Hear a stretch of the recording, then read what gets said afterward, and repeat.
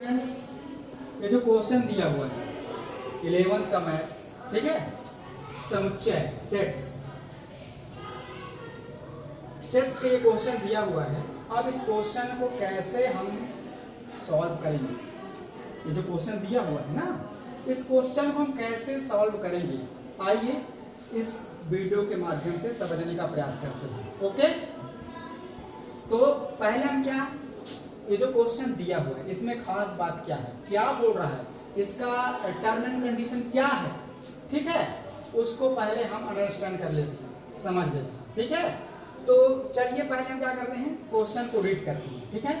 तो क्वेश्चन क्या दिया हुआ है, यदि समुच्चय A बराबर 1 2 3, मतलब समुच्चय A के जो अवयव हैं, एलिमेंट्स हैं, कौन कौन है, 1 2 3, ठीक है, और समुच्चय B के जो सेट्स B है उसका जो एलिमेंट्स हैं क्या है, 1 3 4 6, ओके।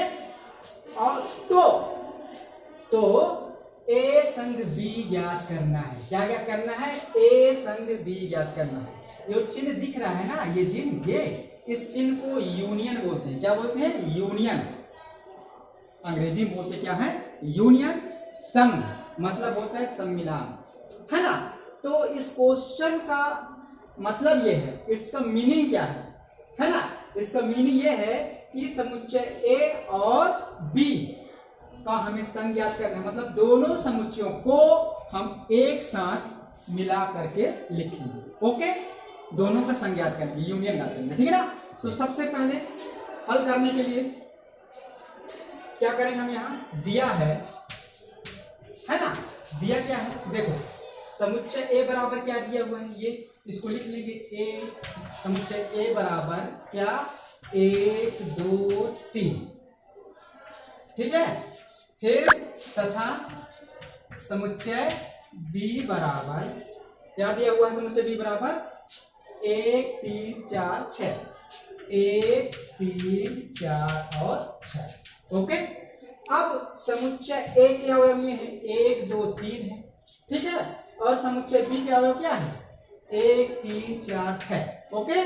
अब इन दोनों जो समुच्चय हैं A और B, इन दोनों का हमें यूनियन याद करना है, ठीक है।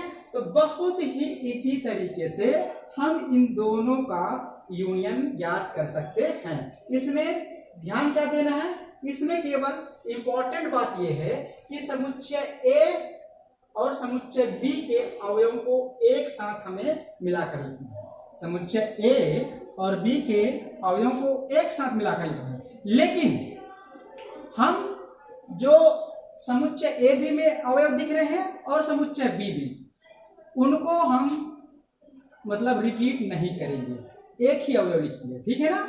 जैसे चलिए हल करते हैं, तो क्या लिखेंगे, पहले A संग B, इट्स मीनिंग, इसका मतलब ये है कि हम A और B का संग ज्ञात कर रहे हैं, ठीक है।